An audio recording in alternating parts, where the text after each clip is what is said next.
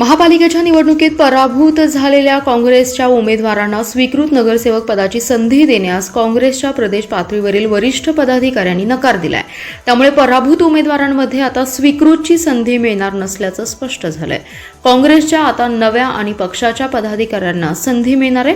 महापालिका निवडणुकीत अनेक इच्छुकांनी ताकद पणाला लावत पक्षाची उमेदवारी मिळवली। त्यासाठी अगदी मुंबईपासून फिल्डिंग लावण्यात आली। पक्षाच्या जोरावर प्रचारही तितकाच जोरात केला, पण मतदारांनी मात्र काही जणांना स्वीकारलं नाही। त्यांच्या पदरी पराभवाला काही पराभूत उमेदवारांनी आता पक्षाकडे स्वीकृत नगरसेवकासाठी हालचाली सुरू केल्या आहेत।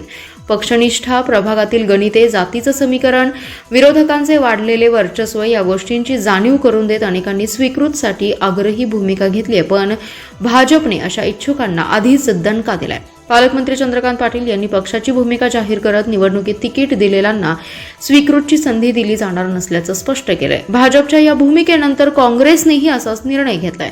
काँग्रेसचे महाराष्ट्र प्रभारी रमेश चेन्नीथला यांनी जिल्हा कार्यालयाला पत्र पाठवून पराभूत उमेदवारांना स्वीकृत नगरसेवक देऊ नये असे स्पष्ट आदेश दिले। त्यामुळे पराभूतांची फिल्डिंग फसली असून स्वीकृतची दारे बंद झाल्याचे संकेत मिळतात।